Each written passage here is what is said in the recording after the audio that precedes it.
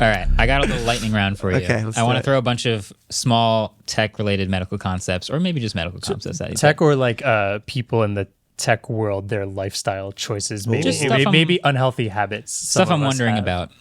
First one is David has a water bottle that like tracks how much he drinks every day. Literally, like the battery can die on his water bottle. It's hilarious. How much water should we actually drink every day? It's individually. Dang it. Decided. First of all, can I judge the water bottle? I wish we had it. No. I mean, judge it like.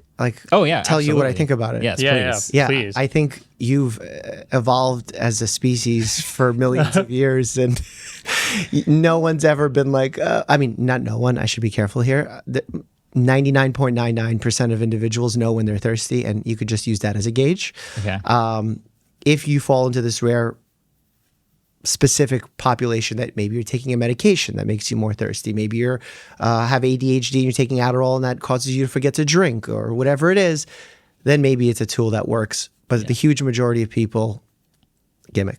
It's not eight glasses or whatever every day. No, that's just made up. 10 gallons every time I wake up. If you were trying to be, I guess, like medically sound about it, you would look at your urine and you would aim to have a straw-colored urine. Okay. So like pale yellow. Fair. I like that and answer. whatever that, because again, if you go outside and you run and it's hot, you're going to need more water than if you sat all day inside. And if you have a higher body mass and more muscle, again, there's different variables. 8 glasses is so random. We have healthy water drinking habits at the studio. Well, we can't say that when last time we came here, we had no water bottles and like 12 cases of Red Bull in the kitchen. Yeah. So. Somewhat. Okay, this might have a similar answer, but how many hours of sleep should I actually aim for? Yeah, adults, 7 to 9. 7 to 9. And it's not just the number of hours. It's consistency of those hours, and even more so, the consistency of which hours. Would you value a sleep score that can just like do the calculations for how consistent you're being and how often you're hitting those targets?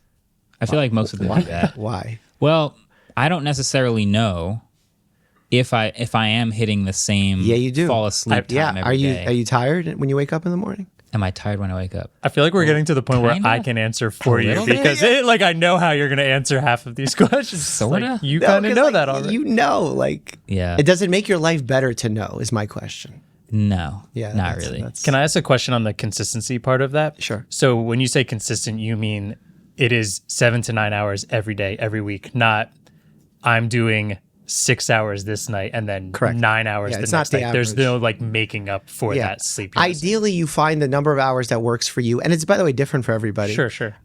Matthew Walker, who's a sleep expert, like he's kind of the sleep diplomat. I think that's his Twitter handle. He was on my podcast. And we talked about, he has a book called Why We Sleep. Really interesting book. Highly recommend it. He not only talks about that the hours need to be consistent, that if you're sleeping from like 11 to 8, sleep 11 to 8 every night. Okay, yeah. So the number of hours and which hours is very important. Yeah. Weekends, sleep the same. And if you don't, it's going to get messy. But then there's individuals who, some people are night owls, some people are morning people, but then there's also people in between. So not everyone is actually designed by nature to sleep at the same time. And our society kind of makes that unfortunate distinction that everyone needs to sleep at the same time. Yeah. And that's not the way nature intended it, because nature was meant to keep some people up at night, maybe, to watch over us while we slept. So there's that's the theory of what's going on. Cool. And what has happened, I was just reading a great book on the way here called Sapiens through Audible, not reading and driving. And there was a part that just played that is very applicable here. Back in the day, the shoemaker would make the entire shoe. So if the shoemaker came late to work, no one cared because they could keep making their shoes and they'll be fine. But now in the assembly line in the industrial age, if one person does not show up exactly on time, the whole system falls apart. So it made everyone have to come to work at the same exact time. It created public transportation that needed to bring people at the exact same time to work. But humans are not all the same. And as a result, it kind of has some negative implications on us. What's the word for... You'd know this word. When normalization? No, we have when humans used to have a tail, but now it's just like tailbone. Yeah, like a remnant. Vestigial. That's a vestigial remnant. Remnant of old. Yeah, we don't need to all wake up at the same time.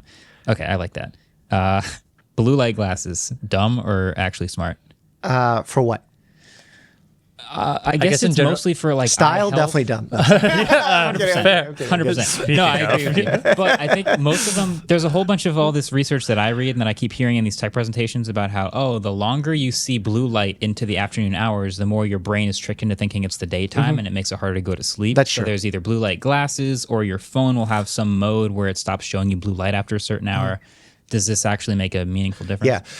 Most blue light glasses are not blocking enough blue light to make the difference between impacting melatonin, which is your sleepiness hormone that your brain produces throughout the day, so closer to the night rather, and they're not really as effective. But traditionally, blocking blue light or less exposure to blue light close to bedtime is ideal because you want maximal melatonin to get sleepy at night. So that's true. Most blue light glasses are not even great at doing that. That's number one.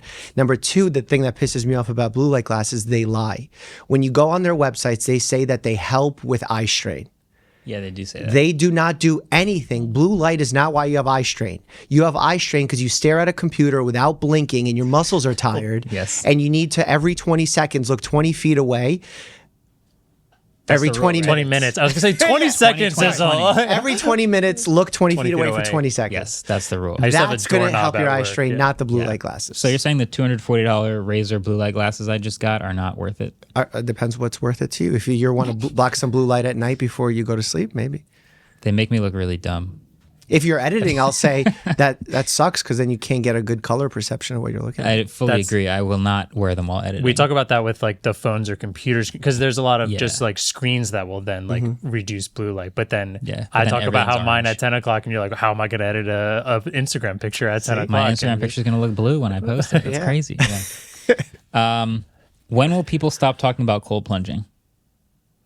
I don't know. This is like I don't want to say it's Andrew Huberman. He definitely got people hyped on the cold water immersion thing. Yeah. I will just say lose the quick fixes. They don't exist. This is hilarious because we're in an industry, right, where we can sell things. And all the things in my industry that I can sell, I'm poo-pooing. Supplements, health tech, every sponsorship I can get. What we want to eat. That's what we would like to hear, though. By the way, this doesn't work. It just if you love it, enjoy it. Do it as a hobby.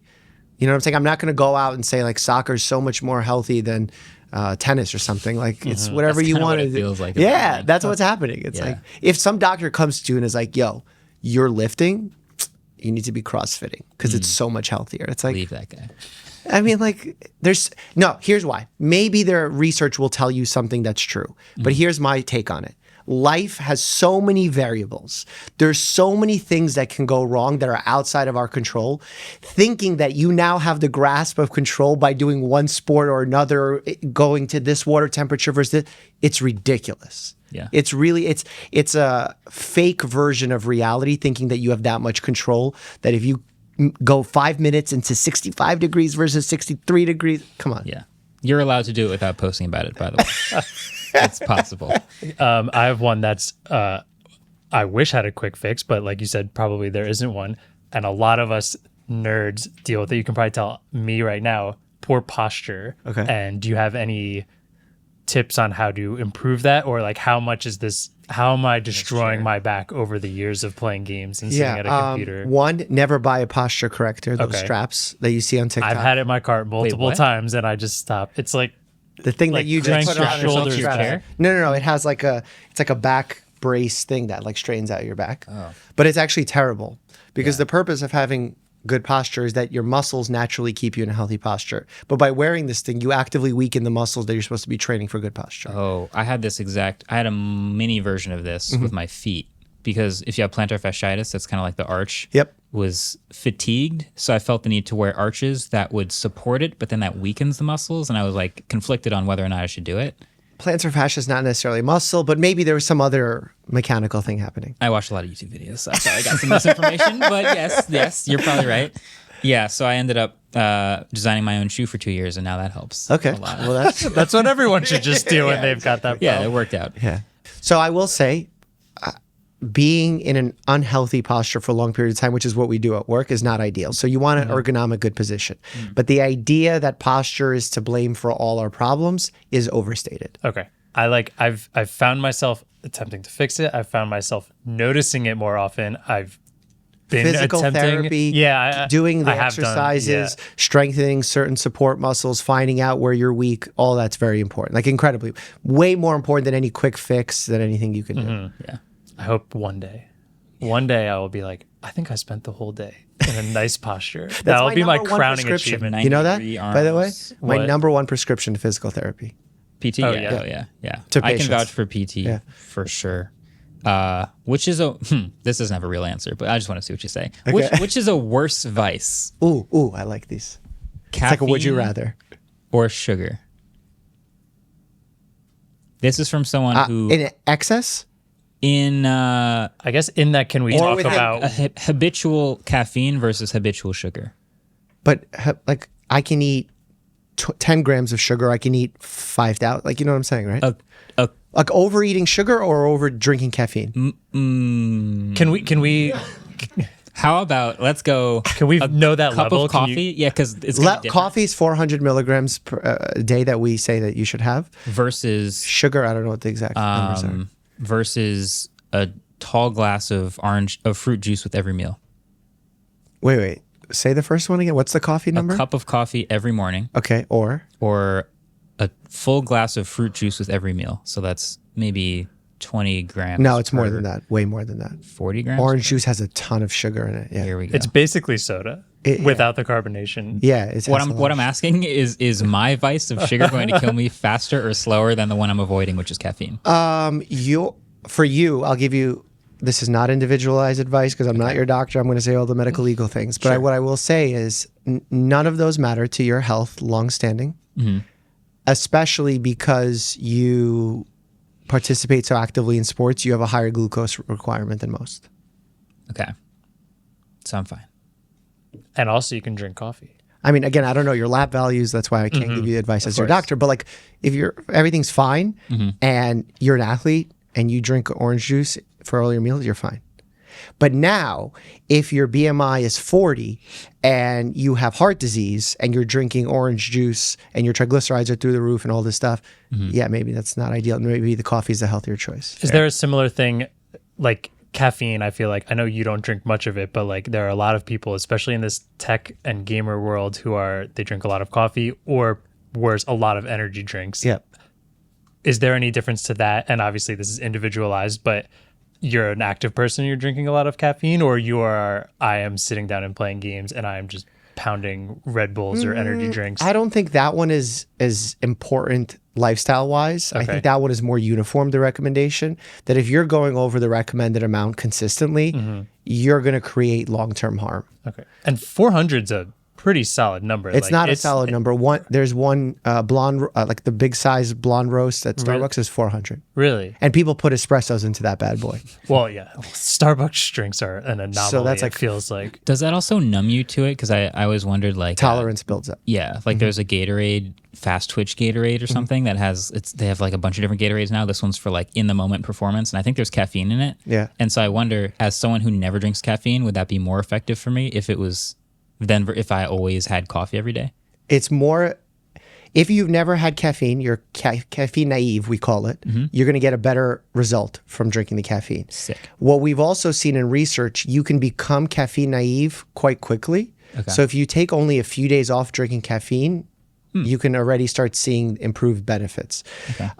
Something that I was going to say about caffeine, caffeine's the number one studied performance enhancing drug. Definitely. And it actually has proven benefits. It's like the most well-studied, the most evidence behind it, that it truly improves performance. It goes caffeine, creatine, protein. Those are the three most proven supplements. And again, remember I said 90% of us don't need supplements. Yeah. Noted. Okay. I love that. And I guess the last one for me is our phones now have these digital well-being sections in the settings where they will try to limit how much you use certain apps during the day, but it's incredibly easy to override them is the other thing. So they'll go, all right, you need 1 hour of Instagram or less per day, 1 hour or less of YouTube per day. Is a social media detox worth considering for anybody who's maybe spending too much time on social media? You asked me a different question than I thought you were going to ask me. A social media detox is wise. It's good to take it every now and then, especially for us who are so involved in this space. But the apps themselves are good for getting a grasp on what's going on. Yeah. But if you are thinking that's going to be a solution, you're probably mistaken in most cases, given the fact that they work in the same way the posture correctors work. You need to figure out what a healthy balance is and be aware of when you've reached your limit. Yeah. But when you start relying on this thing to be your posture corrector, that's where you're going to run into trouble. I love that analogy. Yeah. Life's hard is the bottom line. And anyone that promising you a shortcut is probably trying to make some money and not really helping you in many cases. All right, I asked ChatGPT for a joke about a doctor named Mike. So this is what it wrote. Oh, no. Why did everyone at the hospital want to hang out with Dr. Mike? Because they were sick? I don't know. Because whenever he was around, they knew there was always a microscope. That is so bad. I can't believe you had that ready to go on the board. Yes. So bad. So this is why humans are still going to own comedy for a little while. ChatGPT, not so great at that one. But hey, if you enjoyed this clip, maybe leave a like or a thumbs up or a... You should leave a thumbs down for that joke. No. Not for the... Why don't skeletons fight each other? Why don't skeletons fight each other? Why? Because they don't have the guts. End it. End it now.